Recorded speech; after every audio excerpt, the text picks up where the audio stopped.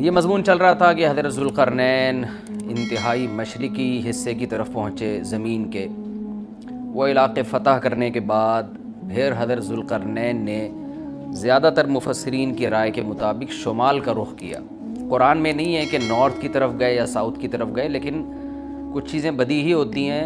آبادی ظاہر ہے اس وقت نارتھ ہی کی طرف زیادہ تھی، ساؤتھ کی طرف آبادی بہت بعد میں دنیا میں آئی ہے، اور اب بھی بہت کم آبادی ہے ساؤتھ کی طرف. تو غالب یہی ہے کہ نارتھ کی طرف حضرت ذوالقرنین گئے. قرآن کہتا ہے ثم اتبع سببا حتی اذا بلغ بین السدین. سد کہتے ہیں بند کرنا، کہتے ہیں نا سد باب، اور انسداد دہشت گردی، باب انفعال میں جائے گا تو انسداد یعنی دہشت گردی کو بند کرنا. تو سدین دو سد یعنی دو آڑیں، تو پہاڑ کو آڑ سے تعبیر کیا گیا ہے کیونکہ پہاڑ رکاوٹ بن جاتا ہے ادھر کی آبادی ادھر اور ادھر کی ادھر جانے کے لیے، تو ایک آڑ کی طرح ہوتا ہے. تو قرآن کہتا ہے حتی اذا بلغ بین السدین، یہاں تک کہ جب دو پہاڑوں کے درمیان میں پہنچے، وجد من دونہما قوما، تو آپ نے پایا ان دونوں کے پیچھے ایک قوم کو، یا دونوں کے ایک طرف ایک قوم کو پایا. لا یکادون یفقہون قولا، ایسی قوم تھی لا یکادون یفقہون قولا، کہ بات سمجھنے کی صلاحیت ہی نہیں تھی اس کے اندر. دیکھیں حضرت ذوالقرنین جب مشرق کی طرف گئے تو زبان تو وہاں بھی نہیں آتی ہوگی، وہ الگ زبان ہوگی. جب سورج کے مغرب کی طرف گئے زمین کے دوسرے کنارے کی طرف، تو ان کی زبان بھی ذوالقرنین کی زبان سے میچ نہیں کرتی ہوگی، وہاں بھی ترجمان کی ضرورت پڑی ہوگی. لیکن وہاں قرآن نے یہ نہیں کہا کہ وہ بات سمجھتے ہی نہیں تھے. لیکن جب نارتھ کی طرف گئے ہیں تو قرآن کہہ رہے ایسی قوم دیکھی پہاڑوں کے پیچھے جو کچھ سمجھنے کی اس میں گویا صلاحیت ہی نہیں تھی. لا یکادون، ان میں کھوپڑی نہیں تھی ان کی. اس لیے زیادہ تر مفسرین اس طرف گئے ہیں کہ یہ کوئی وحشی قوم تھی.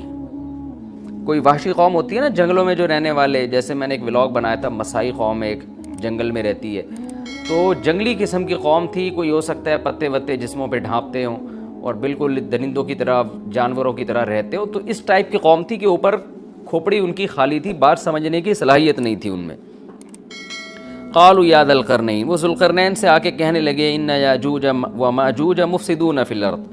کیا ذوالقرنین آپ اللہ کے نیک بزرگ ہیں، آپ آئے ہیں اللہ اللہ سکھا رہے ہیں لوگوں کو، دین کی دعوت دے رہے ہیں، توحید کی دعوت دے رہے ہیں، تو ایک کام ہمارا کر دیں کہ ایک قوم ہے یاجوج اور ماجوج جس نے زمین میں فساد مچا کے رکھا ہوا ہے. اب سوال یہ پیدا ہوتا ہے کہ جب اس قوم میں کچھ سمجھنے کی صلاحیت ہی نہیں تھی تو ان کو یہ کیسے پتہ چل گیا کہ یہ ذوالقرنین اللہ کے نیک بندے ہیں، اور پھر ان سے بات چیت بھی ہوئی اور ذوالقرنین نے ان کو آگے یہ بھی بتایا کہ میں دونوں پہاڑوں کے درمیان سیسا پلائی ہوئی دیوار بنا کے ان پہاڑوں کو بند کر دوں گا، اس میں میرے ساتھ یہ تعاون کرو. تو یہ سب کانورزیشن ہوئی کیسے؟ تو اس کا جواب آسان ہے. ظاہر ہے جتنی بھی بیوقوف قوم ہو کسی نہ کسی طریقے سے اشاروں سے ترجمان سے مختلف طریقوں سے اس کو تھے تو بہرحال انسان، نہ کوئی گدھے گھوڑے یا کوئی بندر تو نہیں تھے انسان. تو قرآن کا منشا صرف یہ ہے کہ ان کے ساتھ ذوالقرنین کو سمجھنے اور سمجھانے میں بہت زیادہ پریشانی ہوئی. تو مقصد صرف یہ بتانا ہے کہ بہت ہی کوئی بیوقوف قسم کی قوم تھی.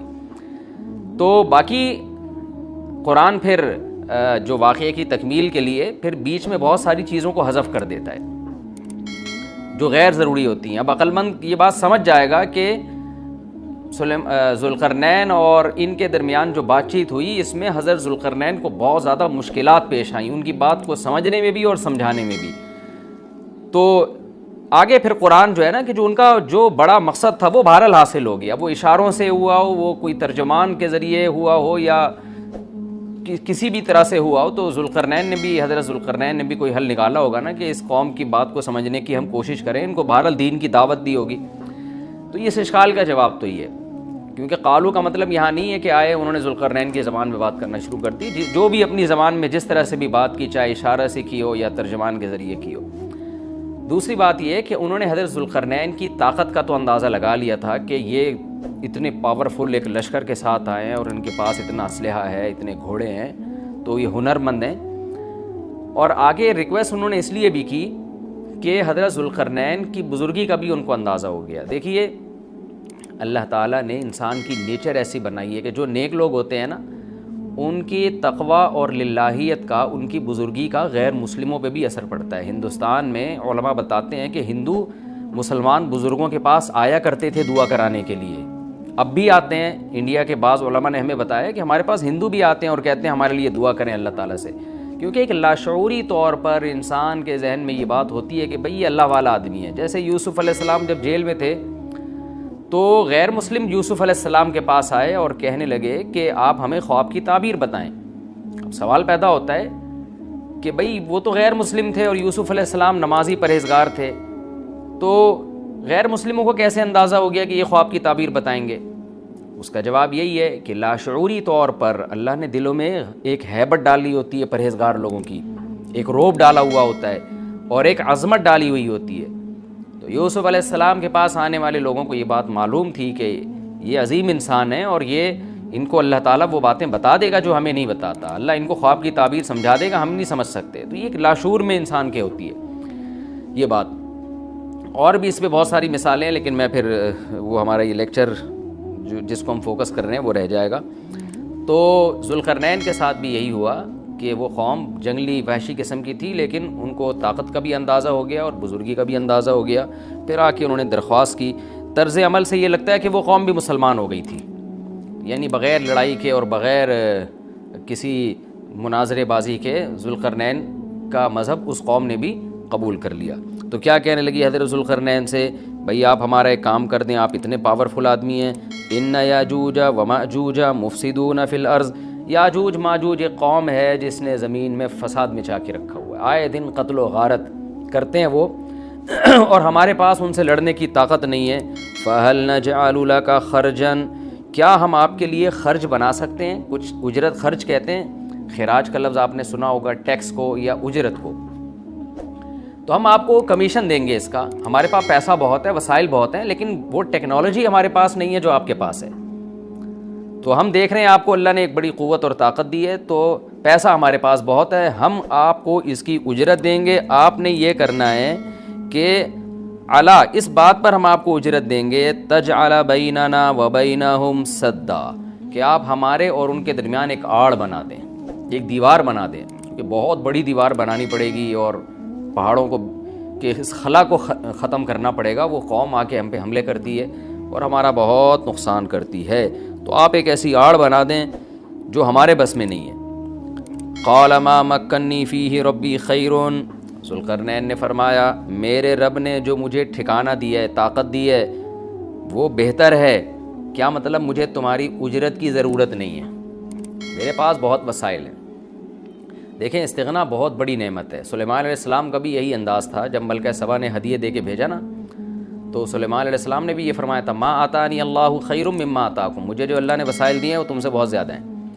تو ایسے موقع پہ اس طرح کی بات کرنا یہ تکبر نہیں کہلاتا، بلکہ یہ عین شکر ہے کہ بھائی میں کیوں کسی سے مانگوں۔ آپ نے بعض دفعہ مالداروں کو دیکھا ہوگا، وہ یہ جملہ کہتے ہیں بھائی ہم کسی کے محتاج نہیں ہیں، تو اس جملے میں اگر اللہ کے شکر کی نیت ہے تو یہ اچھا جملہ ہے، اور اگر نیت ہے دوسرے کو نیچا دکھانا پھر یہ تکبر ہے۔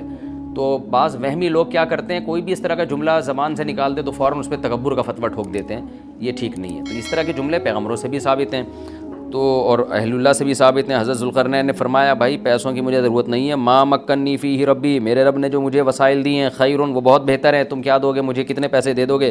ہاں مجھے افرادی قوت کی ضرورت ہے، کیونکہ اتنے بھاری بھرکم پتھر اٹھا کے پہاڑوں پہ لے کے جانا، لوہے کی پلیٹیں لے کے جانا، اس کے لیے افراد چاہیے، مزدور چاہیے، لیبر چاہیے۔ فَأَعِينُونِي بِقُوَّةٍ، تم مجھے میری مدد کرو قوت کے ساتھ، قوت چاہیے مجھے، پاور چاہیے، افرادی قوت چاہیے، یہاں قوت سے مراد ہے وسائل چاہیے، لیبر چاہیے، مزدور چاہیے۔ تو اجعل بینکم وبینہم ردما، میں تمہارے اور ان کے درمیان آڑ بنا دوں گا، دیوار بنا دوں گا۔ آتونی زبر الحدید، وہ قوت یہ چاہیے کہ دو تم مجھے لوہے کی پلیٹیں، یعنی اوپر چڑھانے میں میری مدد کرو ان کی۔ تو وہ افراد چاہیے ہمیں بہت بڑی تعداد میں جو لوہے کی پلیٹوں کو لے کے پہاڑوں کے اوپر چڑھیں، اور کوئی بھی اس وقت جو بھی طریقہ انہوں نے اختیار کیا ہوگا، ان پلیٹوں کو ہم دونوں پہاڑوں کے بیچ میں رکھیں گے، حتیٰ اذا ساوا بین الصدفین، یہاں تک کہ جب دونوں کنار، صدف کہتے ہیں پہاڑ کے کنارہ، دونوں کناروں کے درمیان ان لوہے کی پلیٹوں کو۔ اچھا یہاں بھی اندماج ہے، صنعت اندماج کا مطلب بہت سے واقعات قرآن بیچ میں حذف کر رہا ہے۔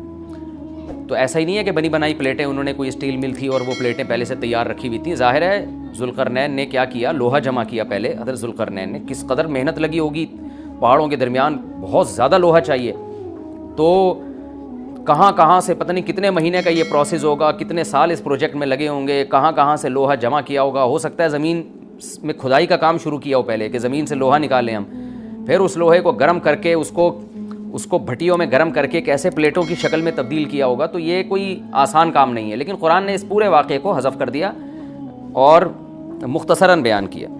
آتونی زبر الحدید, جو لوہے کی پلیٹیں ہم نے تیار کی ہیں وہ لا کے دو. حتی اذا ساوا بین الصدفین, جب ان پلیٹوں کو دونوں پہاڑوں کے بیچ میں ایسے ایسے نصب کرنا شروع کر دیا. ایک پلیٹ آئے, پھر دوسری پلیٹ, پھر تیسری پلیٹ. یعنی اگر ایسے کر کے پلیٹ لگاتے تو یہ تو پلیٹ تو بہت ہلکی ہوتی, یاجوج ماجوج اس میں سوراخ کر دیتے یا کچھ بھی اس کو توڑ دیتے یا جلا دیتے, پگھلا دیتے بھٹی کے ذریعے, کچھ بھی کر سکتے تھے. تو پلیٹوں کو ایسے کر کے رکھا گیا کہ چوڑائی میں جو ہے وہ دیوار بنے. قال انفخوا, تو ذوالقرنین نے کہا اب ان میں آگ بھڑکاؤ. انفخوا کا مطلب پھونک مارنا ہے, لیکن یہاں پھونک سے بھٹی کی جو گرم کرنے کے لیے جو ہوا ڈالی جاتی ہے نا, جو جیسے آپ نے دیکھا ہوگا نا پرانے زمانے میں خواتین جو تھیں, وہ بوڑھی مائیں کیا کرتی تھیں, دادیاں, وہ ایک پائپ لے کے نا کوئلوں میں پھونک مارتی تھیں. اس سے کیا ہوتا ہے, وہ ٹیمپریچر بڑھتا ہے. آج بھی میں نے گاؤں دیہاتوں میں دیکھا ہے بھٹیوں میں کہ وہ ہوا کا پریشر بنانے کے لیے انہوں نے کچھ دیسی قسم کی مشینیں لگائی ہوئی ہوتی ہیں. ایک صاحب کو میں نے دیکھا وہ سائیکل کا پہیے پہ پتہ نہیں کون سی مشین لگائی ہوئی ہے, اس سائیکل گھمائے جا رہے ہیں, ادھر سے ہوا نکل رہی ہے اور وہ لوہا پگھلنا شروع ہو گیا. تو بھٹی میں جو پہلے زمانے میں ٹیمپریچر بڑھایا جاتا تھا وہ ہوا کا پریشر بڑھا کے ہی بڑھایا جاتا تھا, یا ہو سکتا ہے کوئی گیس ہو جس کا پریشر بڑھانے کو انفخو سے تعبیر کیا جا رہا ہے. حتیٰ اذا جعلہ نارن, یہاں تک کہ جب ان پلیٹوں کو بہت زیادہ گرم کر دیا اور آگ کی طرح, وہ پلیٹیں بیچ میں نصب کر کے نا آگ کی طرح پگھلنے لگیں, پانی کی طرح وہ پگھلنے لگیں.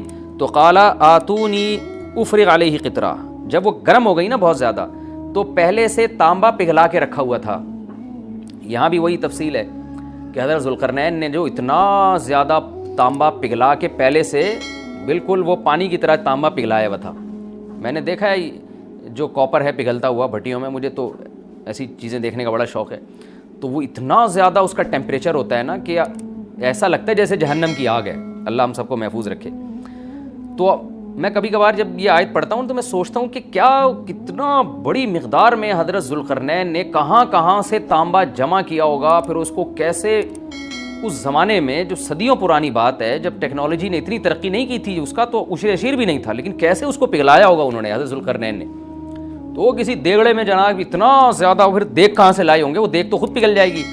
اس کے لیے مخصوص قسم کی ایک کوئی میٹل ہوتا ہے کہ اس کا ٹیمپریچر اور تانبے کا ٹیمپریچر میں فرق ہوتا ہے, کہ تانبا جس ٹیمپریچر پہ پگھلے گا تو اس دھات کو, تانبے کو جس دیگ میں ڈالا جائے وہ اس ٹیمپریچر پہ نہ پگھلتا ہو, یا کوئی پتھر کی دیگ ہوگی, جو بھی ہوگا. لیکن بہرحال یہ ساری چیزیں محیر العقول ہیں.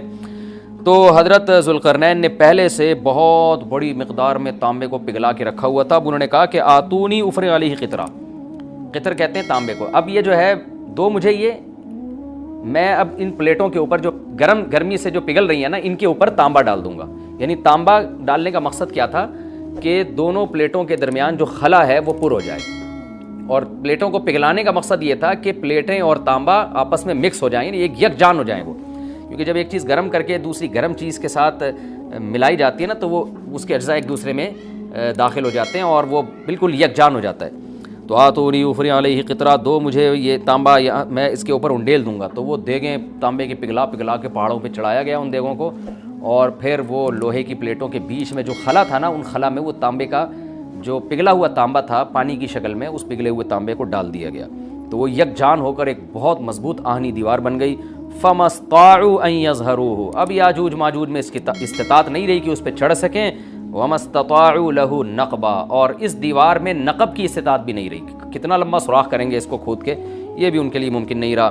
جب اتنا زبردست پروجیکٹ چند مہینوں میں یا چند سالوں میں مکمل ہوا, یا چند دنوں میں, اس کی حقیقت اللہ ہی جانتا ہے, لیکن یہ بہت بڑا پروجیکٹ تھا, بہت ایک شاندار کام تھا, جو شاید اس زمانے میں بہت مشکل ہو. تو اس زمانے میں آپ سوچیں کہ کتنا مشکل ہوگا, لیکن ذوالقرنین نے جب اس پروجیکٹ کو مکمل کیا, قال ھذا رحمۃ من ربی, وہی بات, تکبر نہیں کیا کہ میرا کمال ہے, دیکھا اور پھر شو بازی شروع کی, نا نا نا نا نا, ھذا رحمۃ من ربی, یہ میری رب کی طرف سے رحمت ہے. دیکھیں سلیمان علیہ السلام بھی یہی الفاظ تھے نا جب تخت سامنے آ گیا، ھذا من فضل ربی، یہ میرے رب کا فضل ہے. تو انبیاء اور نیک لوگ اللہ ان سے جب بھی کوئی عجیب کام لیتا ہے تو فوراً اللہ کی طرف نسبت کرتے ہیں. پھر وہ دنیا کی بے ثباتی بھی دکھاتے ہیں کہ انہی چیزوں میں پڑھ کے نہ رہ جانا. فوراً ذوالقرنین نے کیا کہا، فَإِذَا جَاءَ وَعْدُ رَبِّي، جب میرے رب کا وعدہ آئے گا نا، جَعَلَهُ دَكَّا، اللہ اس کو توڑ تاڑ دے گا. مطلب یہ دنیا کی ترقی ہے، یہ ہے فنا ہونے والی، دل لگانے کی چیز نہیں ہے. تو ایسا نہ ہو کہ اس سے دل لگانا شروع کر دو اور اسی میں بس کے رہ جاؤ اور اللہ کو بھول جاؤ اور اپنی ترقیوں پہ ناز کرنا شروع کر دو. فَإِذَا جَاءَ وَعْدُ رَبِّي، جب میرے رب کا وعدہ آئے گا، جَعَلَهُ دَكَّا، اسے توڑ تاڑ کے برابر کر دے گا. وَكَانَ وَعْدُ رَبِّي حَقًّا، اور میرے رب کا وعدہ سچا ہے. وعدے سے مراد کیا ہے؟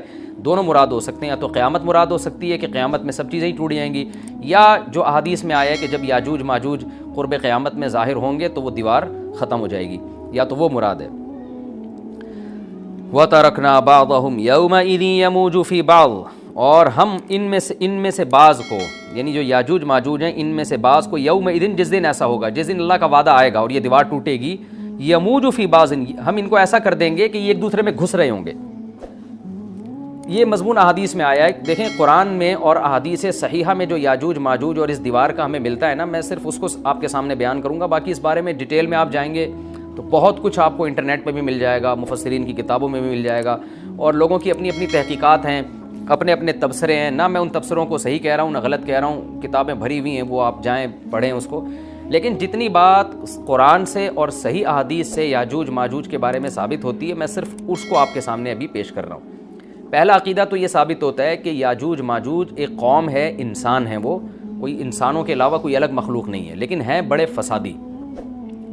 دوسری بات، یہ بہت قدیم ہے. ذوالقرنین جب گئے تو اس سے پہلے کی یہ قوم ہے اور زمین میں پہلے سے فساد مچا رہی ہے، لیکن بہت زیادہ ان کی کثرت نہیں تھی جتنی کثرت قرب قیامت میں ہوگی، کیونکہ نسل ان کی بہت تیزی کے ساتھ بڑھ رہی ہے. تیسری بات یہ ہے کہ اللہ نے ان کو دنیا کے کسی حصے میں رکھ کے چھپا دیا ہے. چھپایا اس لیے ہے کہ ان کے ظاہر ہونے کا ایک ٹائم ہے، اور وہ ہے حضرت عیسیٰ علیہ السلام کا دور. حضرت عیسیٰ ابن مریم کے دور میں یاجوج ماجوج ظاہر ہوں گے. تو اسی کو آپ چوتھا پوائنٹ بھی کہہ سکتے ہیں. تیسرا پوائنٹ کیا ہو گیا کہ ان کو چھپا دیا گیا ہے. لہذا یہ جو لوگ کہتے ہیں نا یاجوج ماجوج دریافت ہو گئے ہیں، فلاں جگہ ہیں فلاں جگہ ہیں، تو بھائی ہمیں جب ایک چیز چھپا دی گئی ہے اور ایک ٹائم بتا دیا گیا ہے کہ اس ٹائم پہ ظاہر ہوں گے، تو اس سے پہلے وہ دریافت ہو ہی نہیں سکتے. پہلے دریافت ہو گئے تو اس کا مطلب نبی صلی اللہ علیہ وسلم کی گویا پیش گوئی غلط ہو گئی. تو جو جس کا ٹائم ہے اسی ٹائم پہ وہ ظاہر ہوں گے. چوتھی بات میں نے جیسے بتائی کہ حضرت عیسیٰ علیہ السلام کے دور میں وہ ظاہر ہوں گے. پانچویں بات، صحیح حدیث سے یہ بات ثابت ہے کہ یاجوج ماجوج وہ جو دیوار بنی تھی اس کو چاٹتے رہتے ہیں، ختم کرتے ہیں. اب چاٹنا کا جو لفظ حدیث میں ہے اس سے مراد زبان سے چاٹنا بھی ہو سکتا ہے اور یہ کنایا بھی ہو سکتا ہے کہ اس کو ختم کرنے کی کوشش میں لگے ہوئے ہیں. اور ایسے چاٹنا، جب ہم کوئی چیز چاٹتے ہیں نا تو بہت تھوڑی تھوڑی وہ ختم ہوتی ہے. تو اتنی موٹی اتنی بڑی دیوار ہے کہ وہ انہوں نے اپنی اسٹرگل اور اپنی محنت نہیں چھوڑی ہے، تو وہ دیوار کو کسی نہ کسی طریقے سے گھسائی میں اس کے لگی رہتے ہیں. تو زبان سے بھی چاٹنا ہو سکتا ہے اور کسی اور طریقے سے اس کو ختم کرنے کی کوشش بھی مراد ہو سکتی ہے. اور حدیث میں آتا ہے کہ ایک دن آئے گا، وہ جب ختم ہونے والی ہوتی ہے نا تو وہ کہتے ہیں کہ ہم کل اس کو دوبارہ شروع کریں گے اور کل ہم اس کو ختم کر دیں گے. لیکن وہ اللہ تعالیٰ اپنی قدرت سے دوبارہ اس دیوار کو اتنا ہی موٹا کر دیتے ہیں جتنا ذوالقرنین نے کیا تھا. تو قرب قیامت میں جب حضرت عیسیٰ علیہ السلام کا ظہور ہوگا تو وہ یہ کہیں گے ہم انشاءاللہ اس کو کل ختم کریں گے. تو انشاءاللہ کا لفظ جب استعمال کریں گے، کیونکہ وہ قوم ہے کافر، وہ اللہ پہ اعتماد کرنا، اللہ پہ توکل کرنا یہ چیز نہیں ہے. جیسے کافر تو نہیں کہے گا نا اللہ نے چاہا تو وہ اللہ پہ یقین نہیں رکھتے. تو وہ جب اللہ کا نام لیں گے اور کہیں گے کہ اللہ نے چاہا تو ہم اس کو کل ختم کر دیں گے، تو پھر اسلام کی وجہ سے وہ دیوار ختم ہو جائے گی. اس کی مثال ایسے جیسے حدیث میں آتا ہے، پچھلی قوموں میں ایک نوجوان تھا جو جادوگر کے پاس بھی جاتا تھا اور راہب کے پاس بھی جاتا تھا، جس کا سورہ بروج میں تذکرہ ہے، والسماء ذات البروج میں. تو جب وہ نوجوان پکڑا گیا، وہ مسلمان ہو گیا تھا، بادشاہ نے اس کو بھیجا تھا جادوگر کے پاس کہ جادو سیکھے، لیکن وہ راہب کے پاس جاتا، عیسائیت سیکھی اس نے اور نیک مسلمان بن گیا. تو بادشاہ نے اس کو قتل کرنے کی حتی الامکان کوشش کی، مگر وہ قتل نہیں ہو پا رہا تھا. بادشاہ اس نے اس کو پہاڑ پہ بھیجا اپنے سپاہیوں کو لے کے کہ پہاڑ سے لے جا کے اس کو گرا دو، لیکن اللہ نے مدد کی کہ وہ سپاہی گر گئے، یہ بچ گیا. بادشاہ نے حکم دیا اس کو سمندر میں لے جا کے غرق کر دو، وہ سارے سپاہی غرق ہو گئے، یہ بچ گیا. تو کسی بھی طرح سے اس کی قتل کی کوششیں کامیاب نہیں ہو رہی تھیں. تو اس نے بادشاہ سے کہا کہ تو اگر مجھے قتل کرنا چاہتا ہے نا تو چوک پہ کھڑا کر کے تیر مجھے مار اور کہے کہ بسم اللہ وربی ھذا الغلام، اس نوجوان کے رب کے نام سے میں اس کو قتل کرتا ہوں, تو اللہ کا نام لے کے مجھے مارے گا تو میں قتل ہو جاؤں گا. نوجوان یہ قربانی اس لیے دے رہا تھا کہ بادشاہ جب پوری پبلک کے سامنے اللہ کا نام لے گا تو لوگوں کو یقین آ جائے گا کہ بھئی اللہ کا نام لینے سے تو کام ہو گیا, اور اللہ کا نام لیے بغیر کام نہیں ہو رہا تھا. تو جو بادشاہ اللہ کو مانتا نہیں تھا آج اس کو بھی اللہ کا نام لینا پڑا ہے. تو نوجوان نے یہ قربانی اس لیے دی کہ بادشاہ جب اللہ کا نام لے گا لوگوں کو اللہ کی ذات پہ یقین آئے گا اور لوگ مسلمان ہو جائیں گے, عیسائیت کو قبول کر لیں گے. تو اس نوجوان نے یہ قربانی دی اور بادشاہ نے اللہ کا نام لے کے جب تیر مارا تو وہ نوجوان شہید ہو گیا, اور لیکن پورا ملک مسلمان ہو گیا, عیسائیت قبول کر لی. اور سورہ بروج میں پھر اللہ نے ان کا تبصرہ کیا, ان کا واقعہ بیان کیا ان کے بارے میں کہ کیسے بادشاہ نے خندقیں کھود کھود کے پوری قوم کو جو ہے وہ جو دین سے پیچھے نہیں ہٹے ان کو کس طرح سے آگ میں پھینک دیا ان سب کو. تو اس سے پتہ چلتا ہے کہ کافر بھی بعض دفعہ جب اللہ کا نام لیتا ہے نا تو اس کو دنیاوی فائدہ ہو جاتا ہے. تو یاجوج ماجوج بھی تنگ آ کر پھر اللہ کا نام لیں گے اور کہیں گے اللہ نے چاہا تو ہم اس دیوار کو کل ختم کر دیں گے, اور بالآخر وہ دیوار ختم ہو جائے گی. پھر قرآن کے الفاظ ہیں آگے کہ جب یہ دیوار ختم ہوگی وَتَرَكْنَا بَعْضَهُمْ يَوْمَئِذٍ. اچھا ہاں, میں بتا رہا تھا کہ حدیث سے کیا پوائنٹ پتہ چلتے ہیں, تو یہ 5 پوائنٹ ہو گئے. چھٹا پوائنٹ یہ کہ حضرت عیسیٰ ہی کے دور میں یہ کسی وبا کے ذریعے ہلاک ہو جائیں گے. حضرت عیسیٰ علیہ الصلوۃ والسلام یہ اتنے زیادہ ہوں گے کہ ان سے لڑنا ممکن نہیں ہوگا, جیسے کہ قرآن میں بھی آ رہا ہے وَتَرَكْنَا بَعْضَهُمْ يَوْمَئِذٍ يَمُوجُ فِي بَعْضٍ. ہم ان میں سے بعض کو بعض کے اندر گھسا دیں گے, اتنی کثرت سے ایک دوسرے میں ہی نہیں, اب آبادی کی کثرت بہت ہوگی ان کی, گھسے ہوئے ہوں گے ایک دوسرے میں, یہ جیسے چیونٹیاں اور مکوڑے ہوتے ہیں, تو ان سے لڑنا ممکن نہیں ہوگا. تو حضرت عیسیٰ علیہ الصلوۃ والسلام لوگوں کو لے کے کوہ طور پہ چلے جائیں گے اور باقی مسلمان وہ اپنے اپنے گھروں کے اندر بند ہو جائیں گے, اور پھر اللہ کی طرف سے ایک وبا آئے گی اور اس وبا میں یہ سارے کے سارے ہلاک ہو جائیں گے. اور پھر جب ہلاک ہو جائیں گے تو اتنی زیادہ ان کی لاشیں زمین پہ ہوں گی, اتنی زیادہ کہ انسانی آبادی ان کی لاشوں سے متعفن ہونا اور بیمار ہونا شروع ہو جائے گی. ان کی لاشوں سے بدبو اٹھے گی, اور ظاہر ہے انسان ہوں گے یہ, تو اس کی وجہ سے جو زمین کا ماحول خراب ہوگا. پھر حضرت عیسیٰ علیہ الصلوۃ والسلام اللہ سے دعا مانگیں گے کہ اللہ تعالیٰ ان کو کسی طرح ٹھکانے لگائے, کوئی انتظام کرے. تو پھر حدیث میں آتا ہے بارشیں ہوں گی اور سیلاب آئیں گے اور ان کی لاشیں بہہ بہہ کے پانیوں میں جا کے سمندروں میں جا کے ختم ہو جائیں گی. اللہ تعالیٰ ان کو اس طرح سے ٹھکانے لگائے گا. تو یہ یہاں تک جتنے بھی مضامین ہیں یہ صحیح حدیث سے ثابت ہیں. تو قرآن کہتا ہے وَتَرَكْنَا بَعْضَهُمْ يَوْمَئِذٍ يَمُوجُ فِي بَعْضٍ. ہم ان میں سے بعض کو بعض میں چھوڑ دیں گے, بہت کثرت ہوگی. وَنُفِخَ فِي الصُّورِ. اور پھر سور پھونکا جائے گا. قرآن میں تو یہ کہ سور پھونکا جائے گا, ایسے لگ رہا ہے جیسے فوراً پھونکا جائے گا, مگر احادیث میں تفسیر ہے کہ فوراً نہیں پھونکا جائے گا. یاجوج ماجوج قیامت کی نشانیوں میں سے ایک بہت بڑی نشانی ہوگی, یعنی یہ اس بات کی علامت ہوگی کہ اب قیامت بہت قریب ہے. تو حضرت عیسیٰ ابن مریم علیہ السلام جب نازل ہوں گے, میں تھوڑی سی ترتیب بیان کر دیتا ہوں کہ جو کیونکہ بات یاجوج ماجوج کی چل رہی ہے تو اس سے منسلک جو واقعات ہیں جو اس دور میں ہوں گے وہ بھی میں اسی لیکچر کے ضمن میں بیان کر دیتا ہوں. ہمیں صحیح حدیث سے یہ پتہ چلتا ہے کہ قرب قیامت میں جب مسلمان بہت قسمہ پرسی میں ہوں گے تو خراسان سے لشکر اٹھے گا. خراسان یہ افغانستان اور ایران کا حصہ, اس علاقے کو نبی صلی اللہ علیہ وسلم کے دور میں خراسان کہا جاتا ہے, جس میں قندھار بھی آتا ہے, ایران کا بھی حصہ آتا ہے اس میں. تو یہاں سے لشکر اٹھے گا, مجاہدین لڑیں گے بہت بڑی تعداد میں, دنیا میں جہاد ہوگا کیونکہ مسلمان ظلم کی چکی میں پس کے تنگ آ چکے ہوں گے, اور لڑتے لڑتے حدیث میں آتا ہے اتنی بڑی بڑی لڑائیاں ہوں گی کہ 1/3 مسلمان شہید ہو جائیں گے اس میں, 1/3 مجاہدین جو لڑنے والے ہوں گے, اور 1/3 جو ہوں گے وہ میدان جنگ سے بھاگ جائیں گے, اور 1/3 کو اللہ فتح عطا فرمائے گا. تو جو 1/3 میدان جنگ سے بھاگ جائیں گے, نبی صلی اللہ علیہ وسلم نے فرمایا ان کی توبہ کبھی قبول نہیں ہوگی. جو 1/3 شہید ہو جائیں گے وہ افضل ترین شہداء ہوں گے اس وقت کے, اور 1/3 کو اللہ تعالیٰ غلبہ عطا فرمائیں گے. ایک واقعہ تو ہمیں قرب قیامت میں نبی صلی اللہ علیہ وسلم سے یہ ملتا ہے صحیح حدیث سے. دوسرا ہمیں یہ ملتا ہے کہ قرب قیامت ہی میں مسلمان قسمہ پرسی کا شکار ہوں گے, تو تلاش کریں گے حضرت مہدی کو, کیونکہ حضرت مہدی وہ شخصیت ہیں جن پہ تمام نیک لوگ جمع ہو جائیں گے اور وہ مسلمانوں کی میدان جنگ میں کمانڈ کریں گے, جہاد میں کمانڈ کریں گے. تو ان کو بیت اللہ میں تلاش کیا جائے گا. وہ رسول اللہ صلی اللہ علیہ وسلم کی اولاد میں ہوں گے, اور لوگ ان کو پہچان لیں گے, اہل اللہ پہچان کر ان کو اپنا امیر بنائیں گے, اور ان کی قیادت میں پھر لڑائی اور جہاد شروع ہوگا. اور یہ لڑائی جب دمشق میں لڑائی ہو رہی ہوگی تو دمشق میں عصر کی نماز کے وقت حضرت مہدی, میں نے جو یہ کہا کہ دمشق میں لڑائی ہو رہی ہوگی, مقصد یہ نہیں ہے کہ دمشق کوئی میدان جنگ بنا ہوا ہوگا, مقصد یہ ہے کہ وہ مجاہدین کا لشکر دمشق میں ہوگا عصر کی نماز کے وقت. لڑائی چاہے کسی اور میدان میں ہو رہی ہو, لیکن حدیث میں ہمیں دمشق کا تذکرہ ملتا ہے. تو دمشق میں حضرت شام کا تذکرہ ملتا ہے, اور جو قرائن ہمیں ملتے ہیں وہ دمشق کی ایک خاص مسجد ہے، وہ مسجد حضرت مفتی تقی عثمانی صاحب اور مفتی رفیع عثمانی صاحب نے اس کو ہائی لائٹ بھی کیا، لیکن وہ یقینی نہیں ہے، یہ خوب سمجھیں، انہوں نے اس کا بھی تبصرہ کیا کہ اس کے بارے میں کوئی یقین نہیں ہے۔ تو حضرت مہدی عصر کی نماز پڑھا رہے ہوں گے، لوگ امامت میں آپ کے پیچھے کھڑے ہوں گے، یہاں تک کہ مسجد کے مینار پر، آج بھی وہ مینار موجود ہے جس کے بارے میں غالب گمان ہے کہ یہ وہ مینار ہے جہاں حضرت عیسیٰ علیہ السلام نازل ہوں گے، غالب گمان کے درجے میں کہا جا سکتا ہے، ورنہ پھر اسی کے اڑوس پڑوس میں کوئی مسجد ہوگی۔ میرا اگر شام جانا ہوا تو انشاءاللہ میں ارادہ ہے کہ میں ولاگ میں اس مسجد کا بھی تذکرہ کروں گا، اس جگہ کا بھی تذکرہ کروں گا، لیکن میں پہلے یہ بات بتا دوں کہ وہ 100% یقینی نہیں ہے، ایسا نہ ہو کہ اس مسجد کے مینار پہ چڑھ کے لوگ جو ہے وہ اس کے کوئی مینار کو ہی چاٹنا شروع کر دیں تبرک کے طور پہ۔ تو عصر کی نماز کا ٹائم ہوگا، حضرت عیسیٰ ابن مریم علیہ الصلاۃ والسلام فرشتوں کے کندھوں پہ ہاتھ رکھ کے نیچے اتریں گے نماز کے ٹائم پہ، یعنی آسمان سے مینار تک آئیں گے اور پھر مینار سے آپ کے لیے سیڑھیاں لگائی جائیں گی، سیڑھیوں کے ذریعے مینار سے نیچے اتریں گے اور لوگ ان کو پہچان لیں گے۔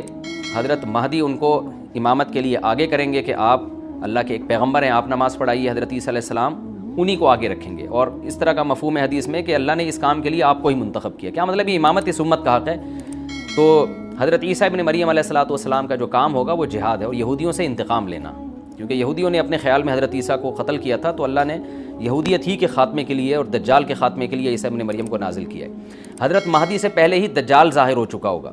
دجال کے بارے میں حدیث میں آتا ہے کہ ہر پیغمبر نے اپنی امت کو دجال کے فتنے سے ڈرایا ہے۔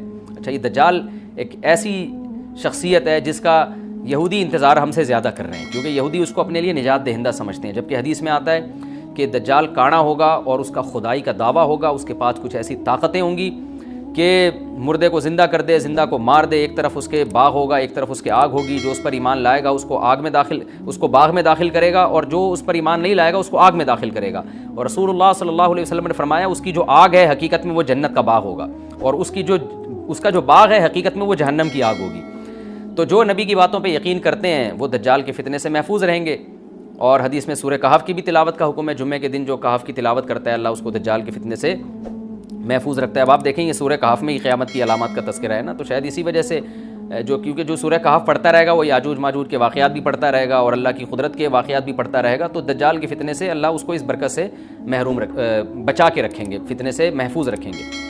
تو وہ ایسی طاقتیں دکھائے گا، بے وقوف لوگ اس پہ ایمان لے آئیں گے۔ حدیث میں آتا ہے کہ کانا کبھی بھی خدا نہیں ہو سکتا، یعنی اس کی تو ایک آنکھ ہوگی نہیں، لیکن بے وقوف لوگ اس کے یہ کچھ ظاہری کمالات دیکھیں گے، یہ نہیں دیکھیں گے کہ یہ تو شکل بھی اس کی اچھی نہیں ہے، یعنی خدا کم از کم جمال والا ہوتا ہے نا، یہ تو ہے بھی کانا، اور اس کے بڑا بڑا کافر بھی لکھا ہوا ہوگا واضح طور پر، جس سے پتہ چلے گا۔ لیکن احمق اور بیوقوف لوگ جیسے روحانی عاملوں کے کچھ شعبدے دیکھ کر ان پہ سے متاثر ہو جاتے ہیں نا، روحانی عاملوں کے شعبدے دیکھ کے، تو ایسے ہی دجال کے شعبدے دیکھ کے متاثر ہوں گے۔ تو بہت لوگوں کو، خلقت کو، بہت بڑی امت کو گمراہ کرے گا دجال، اہل اللہ کو اللہ تعالیٰ اس کے فتنے سے محفوظ رکھے گا۔ پھر حضرت عیسیٰ ابن مریم جب نازل ہوں گے تو وہ دجال کو قتل کریں گے۔ حدیث میں آتا ہے کہ نیزے کے ذریعے گھوڑے پہ بیٹھ کے قتل کریں گے۔ علماء نے اس حدیث کا دو مطلب بیان کیے ہیں کہ یا تو اس کا مطلب یہی ہے کہ واقعی گھوڑے پہ بیٹھیں گے، نیزہ استعمال کریں گے، زمین جو ہے وہ اتنی پہلے اس سے جنگیں ہو چکی ہوں گی کہ لوگ دوبارہ تلواروں گھوڑوں کی طرف آ جائیں گے، اس بات کا امکان ہے، ہر ملک ایٹمی طاقت بن چکا ہے، تو اگر یہ ایٹم بم سارے ملک آپس میں چلا دیں تو ہم دوبارہ گدے گھوڑوں والی زندگی پر آ جائیں گے، ٹیکنالوجی ساری تباہ و برباد ہو جائے گی، انسان کی ترقی۔ تو اس بات کا بھی امکان ہے کہ کوئی اس سے پہلے ہو سکتا ہے کوئی ایسی جنگ عظیم ہو کہ انسانیت دوبارہ پہاڑوں پتھروں کے دور میں آ جائے، لیکن ظاہر یہ معلوم ہوتا ہے کہ رسول اللہ صلی اللہ علیہ وسلم نے جو کلام کیا ہے ظاہر ہے اس دور کے لحاظ سے جو لوگوں کے جہاں تک جو لوگوں کی مینٹل اپروچ ہے وہاں تک، تو نبی صلی اللہ علیہ وسلم میزائل یا اور ٹینکوں کا تذکرہ کرتے تو کیا سمجھ میں آتا؟ تو گھوڑے سے مراد ہے جو اس زمانے کا گھوڑا ہوگا، اور نیزے سے مراد ہے اس زمانے کا جو اسلحہ ہوگا، کیونکہ نیزہ نبی کے دور کا ایک مناسب اسلحہ تھا اور گھوڑا نبی کے دور کی میدان جنگ کی ایک مناسب سواری تھی۔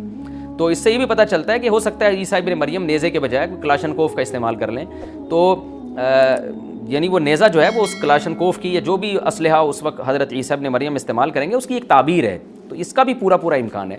تو ہمیں بہرحال اتنا ایمان ہمارے لیے ضروری ہے کہ دجال کو قتل کرنے والی جو ذات ہے، جو شخصیت ہے، وہ عیسیٰ ابن مریم علیہ الصلاۃ والسلام ہے۔ تو حضرت عیسیٰ کے ذریعے اللہ تعالیٰ دجال کو قتل کریں گے، اور حضرت عیسیٰ کی قیادت میں زبردست جہاد ہوگا۔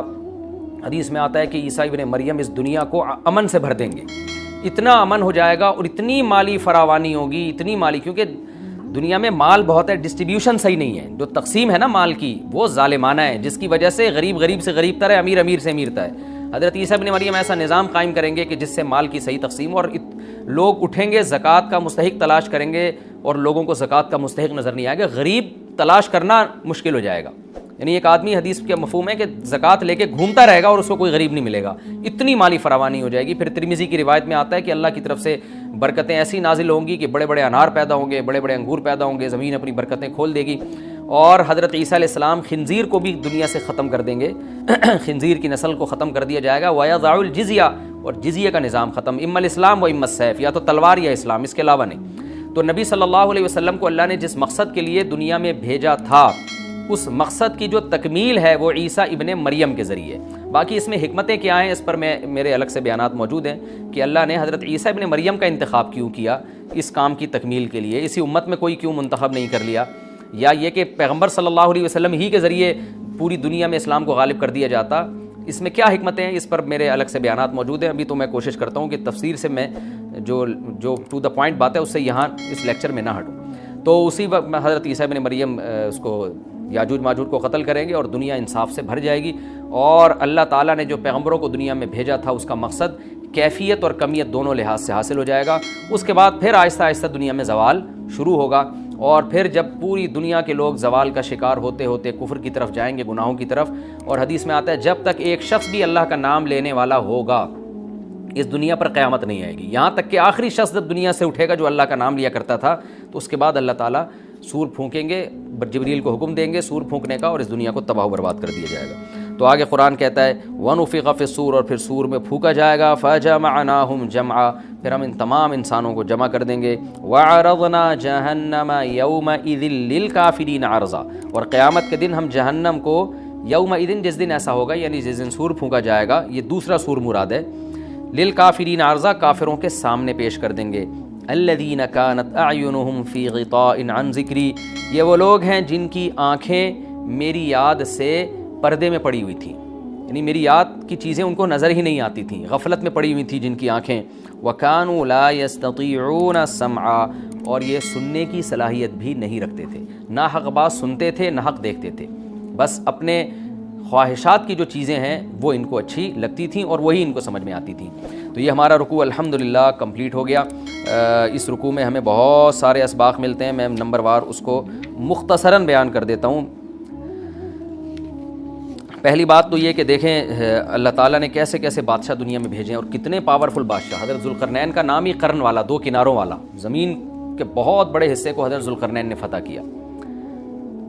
اور اللہ کے نیک بندے کیسے اللہ کے راستے میں لڑتے رہے ہیں. تو یہ جو لوگ بیٹھ جاتے ہیں نا بس عبادت کرو اور لڑائی وڑائی اسلام میں ہے ہی نہیں، یہ دنیا میں کوئی بھی عقل مند اس نظریے کا حامی نہیں ہوگا. تو طاقت اور قوت کی اسلام میں بہت زیادہ اہمیت ہے. اس سے ہمیں یہ بھی پتہ چلتا ہے کہ اپنے ملک کی، خاص طور پر اسلامی ملک کی جو فوجی قوتیں ہیں، جو فوجی طاقتیں ہیں، ان کی ہمیں قدر کرنی چاہیے. کیونکہ اگر کوئی بھی ملک عسکری لحاظ سے کمزور ہو جائے، کیونکہ اللہ تعالیٰ تو جو عسکری لحاظ سے طاقتور قومیں تھیں اللہ نے ان کا کتنا تذکرہ کیا، ہاں وہ اللہ کے باغی نہ ہوں. تو اسلامی ملک میں کوئی بھی اسلامی کنٹری ہے، چاہے سعودی عرب ہے، چاہے پاکستان ہے، چاہے ترکی ہے، کوئی بھی اسلامی کنٹری ہے، اس کی فوج کی قدر کرنی چاہیے، کیونکہ اسی کی وجہ سے ملک کا بارڈر محفوظ ہوتا ہے. اگر مسلمان عسکری لحاظ سے کمزور ہونا شروع ہو جائیں تو کافر ہمیں گاجر مولی کی طرح کاٹنا شروع کر دیں، اسلام دشمن قوتیں ہمیں کھا جائیں، ختم کر دیں ہمیں کھا کے. تو نیک قوتوں کو اپنی بقا کے لیے ہمیشہ سے ایک اسلحے کی اور طاقت کی ضرورت رہتی ہے. اس کی اہمیت اسلام میں بہت زیادہ ہے. موسیٰ علیہ الصلوۃ والسلام کے بعد کتنے بڑے بڑے جنگی کمانڈر پیدا ہوئے. ذوالقرنین کا اللہ نے کیسا تذکرہ کیا. ذوالقرنین کی عبادت کا کہیں بھی تذکرہ نہیں، حالانکہ وہ بڑے عبادت گزار بھی تھے. داؤد علیہ السلام کی عبادت کا تذکرہ بھی ہے، ان کی تلوار اور طاقت کا تذکرہ بھی ہے. تو اللہ تعالیٰ جہاں عبادت کا تذکرہ کرتے ہیں تو طاقت اور قوت کا بھی تذکرہ کرتے ہیں. اس سے عسکری لحاظ سے اپنے آپ کو مضبوط کرنے کی اہمیت کا ہمیں پتہ چلتا ہے کہ اسلام میں اس کی بڑی اہمیت ہے. کسی بھی اسلامی ملک کی فوج کا مورال کسی بھی لحاظ سے ڈاؤن نہیں ہونا چاہیے، اور عسکری لحاظ سے وہ کسی بھی لحاظ سے کمزور نہیں ہونی چاہیے. اور اس کو چاہیے کہ اعدوا لهم ما استطعتم من قوہ پر عمل کرے، کہ قرآن کہہ رہا ہے روز بروز اپنی طاقت اور قوت میں اضافہ کرنے کی کوشش کرو. اس سے مسلم قوم کو کبھی بھی غافل نہیں ہونا چاہیے، اور کوئی بھی ایسا کام جس سے مسلمان قوتیں اور طاقتیں کمزور ہونا شروع ہو جائیں، اس کام سے ہمیں بچنا چاہیے. دوسری بات ہمیں یہ پتہ چلی کہ اللہ تعالیٰ نے اہل اسلام کے ذمے پوری دنیا کی ذمہ داری لگائی ہے، کسی ایک ملک کی نہیں. جتنے بھی پیغمبر آئے ہیں جب وہ دنیا فتح کرنا شروع کی ہے تو کہیں رکے نہیں ہیں وہ کہ بھئی یہاں تک، اس سے آگے نہیں جانا. ان کی صلاحیت ہی ختم ہو گئی ہو، وسائل ہی ختم ہو گئے ہوں تو الگ بات ہے. تو پوری دنیا ہے جس میں اللہ کے دین کو غالب کرنا ہے. اب اس کا طریقہ کیا ہوگا؟ ظاہر ہے جو جس زمانے میں سوٹیبل طریقہ ہو وہ اختیار کیا جائے گا. تو حضرت ذوالقرنین پہلے انتہائی مشرق کی طرف گئے ہیں جہاں سورج نکلتا ہے، تو وہاں سے جہاں سے آبادی شروع ہو رہی ہے، اور ان کا خیال تھا کہ اب آگے آبادی نہیں ہے تو پھر جا کے اسٹاپ کیا ہے. مغرب میں بھی ایسے ہی، شمال میں بھی ایسے ہی. تو ہمیں جب دیکھتے ہیں کہ جب صحابہ کرام نے دنیا فتح کرنا شروع کی ہے تو ہمیں مسلمان کمانڈروں میں بھی ایسے واقعات ملتے ہیں کہ وہ علاقے فتح کرتے کرتے سمندر کے کنارے پہنچے اور انہوں نے سمندر کو دیکھ کے کہا کہ تیرے آگے بھی آبادی ہوتی نا تو ہم اللہ کا کلمہ وہاں بھی بلند کرتے. تو یہ دور تھا مسلمانوں کا، اور یہ عیسیٰ ابن مریم دوبارہ پھر وہی کریں گے، پوری دنیا کو فتح کریں گے. تو حضرت ذوالقرنین کے اس واقعے سے پتہ چلتا ہے کہ پوری دنیا کی ذمہ داری اللہ نے ہمیشہ سے اہل اللہ پہ لگائی ہے، اور وہ پوری دنیا میں اللہ کے دین کو غالب کرنے کی کوشش میں ہمیشہ سے لگے رہے ہیں.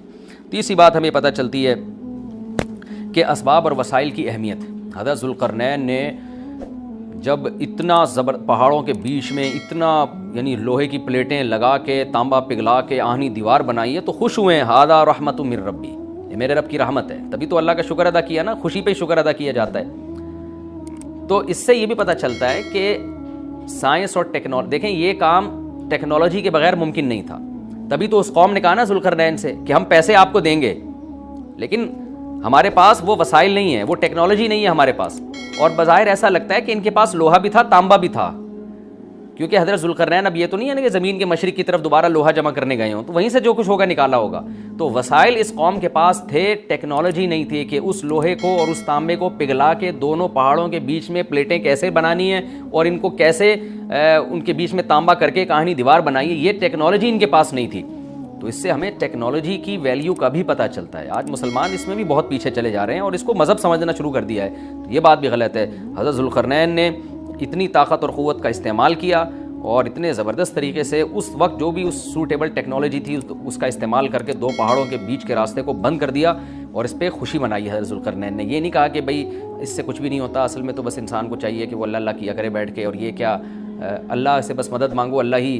یاجوج ماجوج کے بارے میں ان کو کہہ دیتے ذوالقرنین کہ تم سب رات کو تہجد میں اٹھ کے دعائیں مانگو، اللہ یاجوج ماجوج سے تمہیں بچا لے گا.